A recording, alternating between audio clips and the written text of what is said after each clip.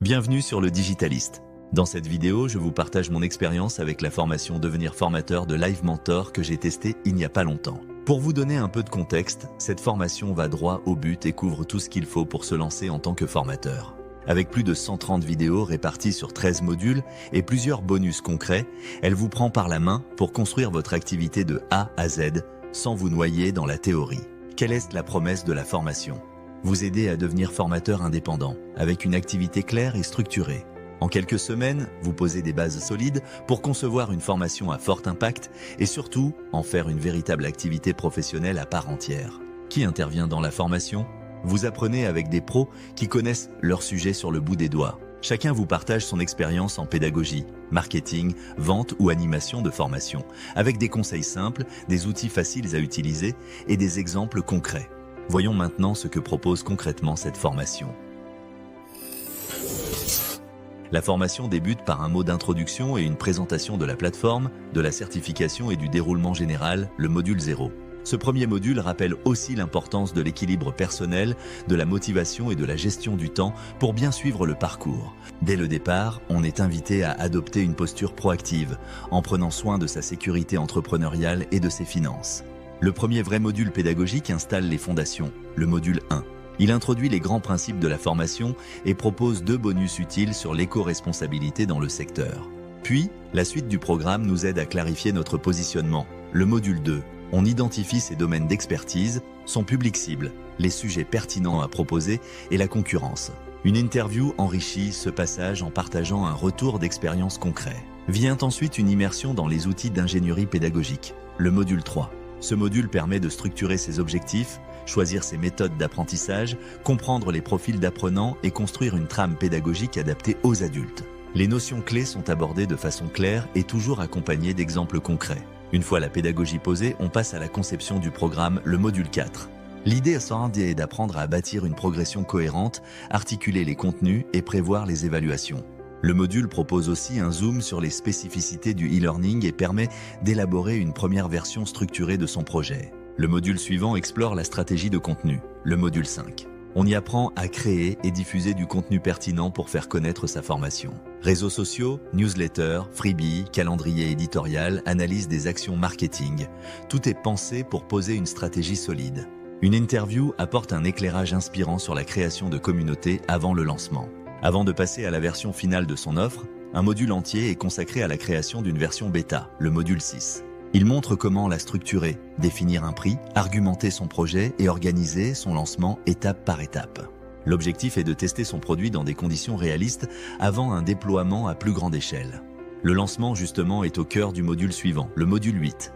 On y découvre les bonnes pratiques pour rédiger une page de vente, choisir les plateformes de communication, publier des posts adaptés, rédiger des newsletters et créer un premier noyau de communauté. Ce module est à la fois stratégique et très opérationnel. Une fois la formation créée et vendue, il faut l'animer. Un premier module traite de la formation à distance, le module 9, posture, outils, engagement, feedback, suivi via CRM ou SEO, sont passés en revue pour garantir une expérience fluide et humaine à vos apprenants. Les modules suivants couvrent les aspects administratifs et financiers. On y découvre le fonctionnement du financement de la formation professionnelle, le module 10, les démarches pour devenir organisme, les critères, Qualiope, les exigences légales et la manière de rendre une formation éligible au CPF. Chaque point est décomposé pour devenir compréhensible, même si on débute dans ce domaine. Une fois certifié, il faut gérer donc à son activité le module 11. Un module est donc consacré à la création et à la gestion d'un organisme de formation. Obligations, financement, suivi administratif et gestion des dossiers y sont abordés de façon claire, avec de nombreux cas pratiques. La dernière partie de la formation s'intéresse à la relation client en B2B, le module 12. Elle montre comment répondre aux besoins des entreprises, que ce soit en direct ou en sous-traitance, comment structurer un entretien, faire une offre commerciale pertinente, fixer ses tarifs et assurer un suivi professionnel jusqu'à la fin de la mission. Enfin, la formation se termine sur une note pratique avec un dernier module synthétique qui rassemble tout ce qu'il faut pour animer une formation, le module 13, quel que soit le contexte. Il rappelle les différences entre le distanciel et le présentiel, les clés d'une bonne animation et les leviers pour gérer les situations complexes. Maintenant, je vous partage mon avis sur la formation. J'ai vraiment aimé suivre la formation formateur de Live Mentor. Elle m'a aidé à y voir clair, à poser les bases de ma future formation et à me lancer sans me sentir perdu. Ce n'est pas juste de la théorie, on construit quelque chose de concret dès le début. Ce que j'ai trouvé super utile, c'est qu'on apprend à créer une formation claire, logique et utile pour les apprenants. On voit comment organiser les modules, comment rendre les contenus vivants et surtout comment transmettre ce qu'on sait de façon simple. Le mentorat a aussi fait la différence. Avoir quelqu'un qui suit notre projet, qui nous donne des retours et nous pousse à avancer, c'est super motivant. Et puis la formation est très ouverte. Que vous vouliez former en ligne, en présentiel pour des pros ou des particuliers, tout est couvert. Bref, c'est une formation qui donne confiance, qui donne envie d'agir et qui nous pousse à passer à l'action. Concernant les moins, si je devais donner des moins, la formation est riche, mais justement, ça peut vite devenir un défi. Quand on démarre, on a envie de tout explorer. Et parfois, on se sent un peu noyé sous la quantité de contenu. Il faut savoir doser, prendre le temps d'assimiler, sans vouloir tout faire en même temps.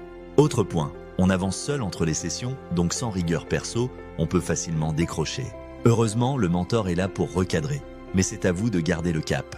Enfin, certains outils ou méthodes présentés dans les vidéos pourraient gagner à être actualisés ou complétés, car le monde de la formation évolue vite. Rien de bloquant, mais il faut parfois aller chercher un peu plus loin par soi-même.